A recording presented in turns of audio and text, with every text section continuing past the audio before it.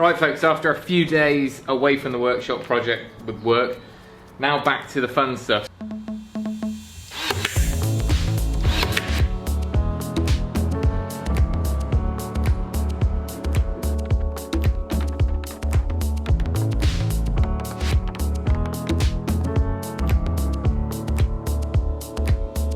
For the window, it's going to be direct fixed glazing, so it's no openings. It's a piece of glass, double glazed aerated unit that came out of a patio door where before we built that porch at the front. So I'm going to use that. So I'm going to install a bead onto our beams here, so we've got a nice fixed surface.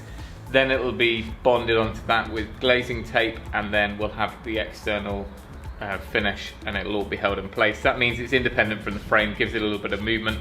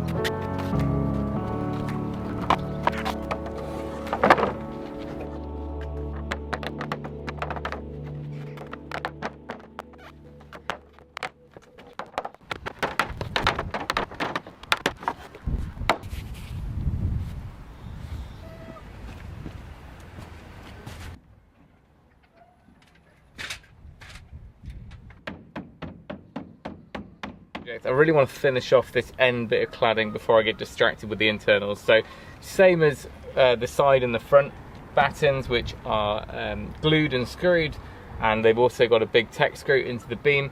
So they're nice and solid. We're going to go on to the cedar cladding in a minute, but I'll just show you the window detail because it's a little bit different. So in a similar way to what I've done on the side, I've just overextended our window lining here to enable all the cladding to finish up to it. And then up top I've used some of the old lead that came off the roof, found some sound sections of that, and I've shaped that, bossed it in place. So what it does is creates a drip edge. So instead of just running the cladding over the top of our window and letting the cladding overhang, I've got the frame set all the way around, and then the lead just has a little drip. So that's probably a neater way of doing it. It means we've got this nice reveal, the same all the way around. It's rough sawn, I haven't bothered planing this because I'm feeling lazy, and you don't really see this side of the building at all. I just wanted to crack on and get it done. And then where we've got our foam from our insulation panels, I've just, in this case, used some flash band.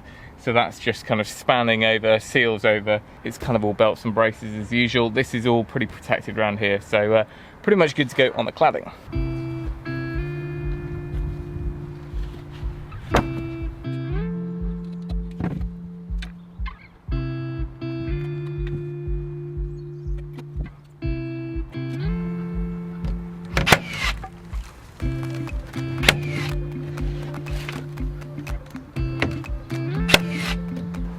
So for the past couple of years, when I've been doing cladding or fencing and I've wanted to make sure that the tip, the nose of the nailer isn't kind of marring and making a dent into the wood, I've always just hot glued a little blob of glue on there because I'm a bit tight.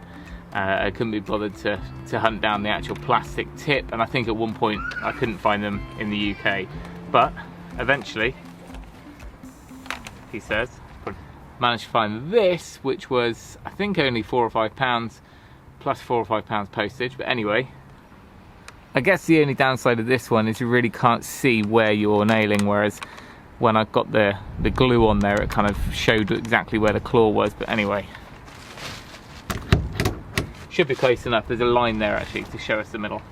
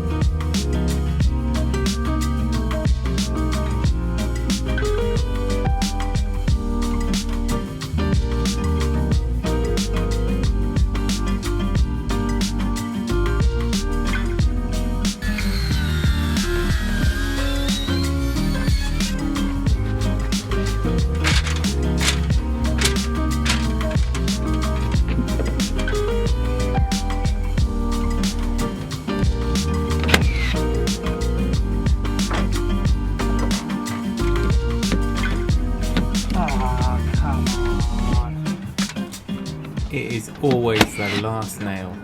Anyway, with that done, I can now give you a little sneak peek into the next couple of videos.